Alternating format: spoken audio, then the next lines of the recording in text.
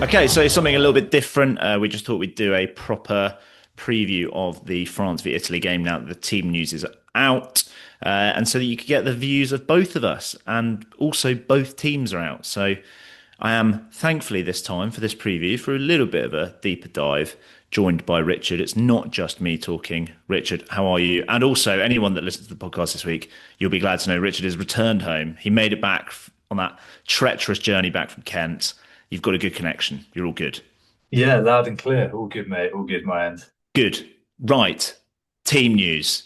Two changes to the starting lineup, three changes to the bench. Two changes to the starting lineup are a straight swap of Manny Meafou and Thibaut Flamand in for Mickael Guillard and Charles Ollivon. And then they are on the bench. And then you've got Malvaca in for Maxime Lamotte at hooker. You've got the Dove, Georges-Henri Colombe, Yes. returned on the bench. And then Pierre-Louis Barassi in for Noah Nene after his 20-minute cameo on debut last week. Thoughts, Richard? Initial thoughts, not entirely surprised. I think we kind of mentioned it through the crackling and the mist and the terrible signal the other day. Yeah, but perhaps not entirely unexpected. Like Thibaut Flamand is the number one lock, isn't he? Yeah. And Meafou purely in terms of a bit of heft. Although in the week it sounded like he was a little bit touch and go. I think after maybe a head knock was it against Wales, Okay, but I didn't know he's that. obviously yeah he's Oh good to yeah, he go. didn't know he did. He went off I think he went off, didn't he? and then Guillard came back on, didn't he? Yeah, so I kind of it's odd, isn't it? Because arguably the two most impressive forwards have been Ollivon and Guillard in those first two games, and yet it kind of makes sense. I think there's obviously an attempt there to for a bit more ballast and a bit more heft. Not that Ollivon and Guillard are particularly small units, but to really shore up the scrum, particularly in the first half. And yeah, so I think that's all makes total sense. I'm slightly surprised maybe one of them isn't starting in the back row and a straight swap purely because of how well they've performed. We just spoke the other day, didn't we, about the back row performances, maybe with the exception of Oscar Jegu, have been a little bit quieter, whether that's purely because the others have taken up the lion's share of the carrying in particular. So yeah, it'd be interesting to see how they go. What it does do is mean the bench looks pretty Unreal. terrifying. I mean, like what your two form players, Malvaca back. We'll talk about Colom in a minute because I absolutely love him. But yeah, it's again just goes to show the depth and the options available, doesn't it? So I was may have appeared distracted, but I was looking at the weights of the respective second rows. Um, and based on All Rugby, which I've got no idea where that comes from, it probably doesn't change throughout the season. So if they have put on any weight through the course of the season, which both Guillard and Ollivon might have done by virtue of playing a bit more second row, I don't know.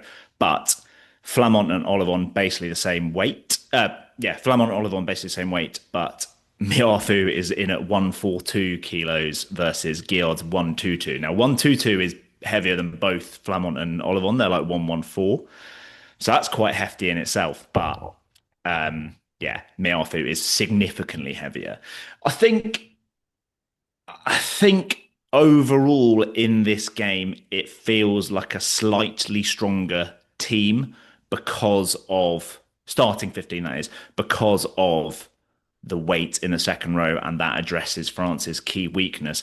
I think to keep the back row as it is and not include your two form forwards, like Olivon has been the form forward across the two games. Guillard was man of the match in the first one. Olivon arguably could have been man of the match in the second one. To not include either of those players feels weird. It feels a waste to only have them for Yeah. 20 minutes when you could get 20 minutes. And I think he's a fantastic player for a full 80, but you could get 20 minutes of Jelonch and he'd bring a shit ton of energy in that 20 minutes, which makes him that little bit more dynamic. Whereas you know that Ollivon and Guillard are going to be dynamic and powerful throughout the full 80, or at least for 70, because we've seen it in certainly with Ollivon last week. He was amazing right up until the end. So I just think Yeah, that's a little bit strange. yeah, I completely get the switch in the second row, and like the lineouts worked fine, and mainly because Olivon's been great. But it obviously helps with Malvaca that you've got. Well, they might not even play at the same time. Like if they might sub in the two non-Toulouse guys for the Toulouse guys when Malvaca comes on. But yeah, maybe there's some combo things there. I don't know. yeah. I'm not surprised that they're both not shifted back into the back row, but one of I would have One thought, of, yeah. not least. You kind of mentioned it there. I think, and it's not like France are shy of options like Cross and even Jegu are pretty good at the line out, but you lose Ollivon and Guillard, who have kind of been the two. Well, they've been the two starting locks. They've been the two main men in the line out. I would have thought would have wanted to maintain one of them. Like you're not lifting Meafou, are you? So But then they've got like Jegu and Cross are top quality. Like yeah, but the they're the not. I three don't best think the, they're not the three best Ollivon line and out forwards are, I would say, are probably Ollivon, Cross, and Jegu. yeah. But I'm surprised you wouldn't have wanted to have therefore an Ollivon or Yeah, Guillard starting. I think it's the point of difference that either of them brings as a carrier. Like they have done the bulk of the carrying. I think that's the main thing. I think they're probably all right with line out because Flamont's so good and they've still got Jegu who's amazing.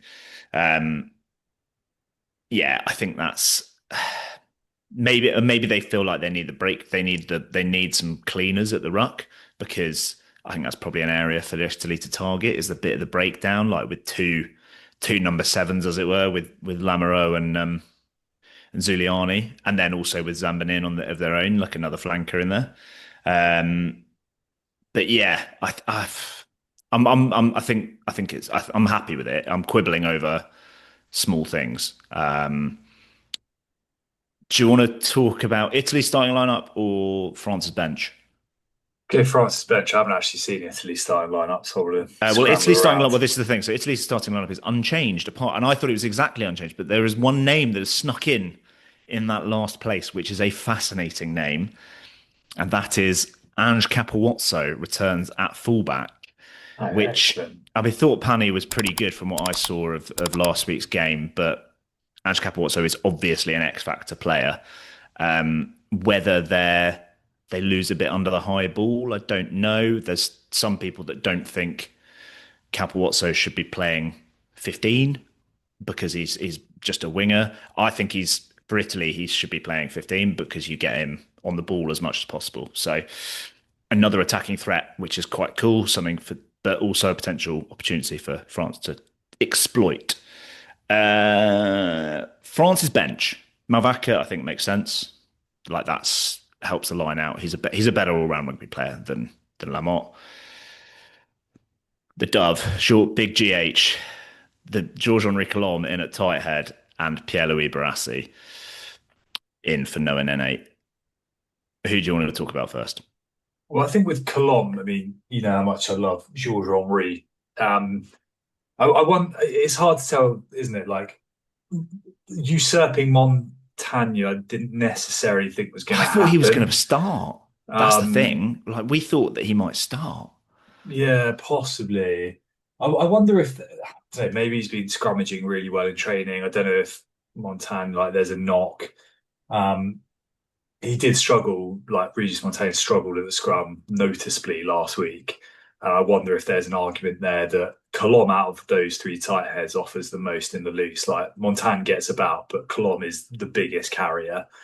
And I wonder if there's a little bit of okay, if it's kind of much of a muchness at scrum time, do we try the guy who's the biggest, he's the best ball in hand, offers a bit. I mean, I still think as well we have less so recently, but we have seen him in the past like perform to a kind of international tight head Yeah. level, and he hasn't had that form. There's been glimpses of it at Toulouse, but he's had a few injuries and he hasn't played masses. No. But he has come through, and I broadly think it's positive. Like I stand by. I do think there is something special there, and I think people were very quick to jump on him after a few testing scrums in kind of last year's Six Nations. But yeah, I'm glad to see him back because I think his ceiling is so high. I'm glad to see him back. I would have liked Montagna starting. I think unless there's an injury there that we're not aware of, because there was rumours that they were debating whether he was going to start earlier on in the week. I think he offered. I think the weird thing about this Italy scrum, like obviously it's going great guns, but it's less than a month ago that, or it's about a month ago that Danilo Fischetti was getting sin-binned for basically not being able to hold up a scrum against Bordeaux, the unrenowned scrummaging team of France in France. So, like it's I know that there's like as a collective, and I heard, I think it was on the rugby pod actually, they said that for Furlong to get, and that was Spaniolo that did that, but for Furlong to get lifted like that and for Kelleher to get lifted like he did, that's the whole scrum. That's not just prop on prop.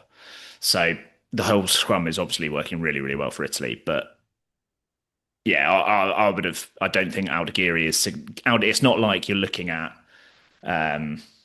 It's not like with England where like Genge and Joe Hayes are like clearly better. Like they think they're clearly better than the next two at scrummaging, and whereas like it's just not like that with Aldegheri to Montagna or Aldegheri to Colon. And I think they offer the other guys, the younger guys, offer so much more in the release. But yeah, I think that's obviously the key area for France, and I think it will be the place that France properly get tested. I think is scrum and breakdown. I think they could cause Italy's defence some real havoc with that backline and being able to fix them up. I think it's a big drop off to Marine in terms of physicality versus what they have when they've got Brex. So yeah. That said, 2 years ago, I thought it was all nonsense, all the crap about France, and I thought they'd demolish Italy. Started like a train, and then Jalibert gets injured, Dante gets sent off, and then they draw. Last year, I was like, oh, I think Italy have got a chance, and then lo and behold, 70 points, absolutely running riot. So I don't think I'm the best person to judge. Not the best person to judge a France v Italy game, maybe, but yeah. And the roof is open. That's the big thing. Italy have refused the roof being shut. No, apparently it's not. Is it? That's changed. Yeah. I think there might have been a bit of miscommunication. Because I mean, also it would make total sense for Italy to want it open, right? Like bring the scrum in. High ball, like Liner has been really good on kick chase. Yeah. But I think it has been closed, which means you might not get as wet. Oh, that's great news. That's great news for me. Also means it might be quite warm. Don't know what I'm going to wear. Haven't decided yet. Any other thoughts on France v Italy? No, not really. You mentioned Barassi back on the bench. I think not surprising in the sense. I think they do really love him. They? And he was solid without being spectacular. Last Six Nations, France were a bit sticky in the autumn, so I don't want to be sort of too critical of him there. But they do really like him, and I think that's shown. I mean, Noah Nene was a little bit kind of headless chicken last week, albeit the game was dead. And I still think he has, because of his attributes and his power, like hopefully has a big future ahead of him. But I get it for this one.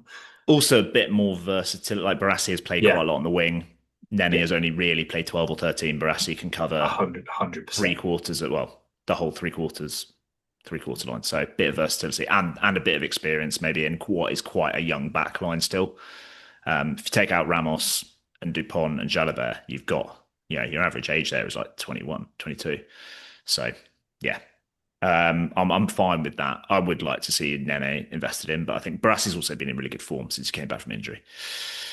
Nice. Well, enjoy. If you've got any thoughts, put them in the comments. If you've got any questions, we will try and respond to them in the comments. But other than that, look out for the Six Nations bingo for this one. I wonder what might be in there. Maybe some mentions of roofs, tees, wind, all that jazz. But yeah, and then we will be doing a preview article for All Things Rugby as well, which will probably just repeat what you've just heard. But check it out anyway, just in case it doesn't.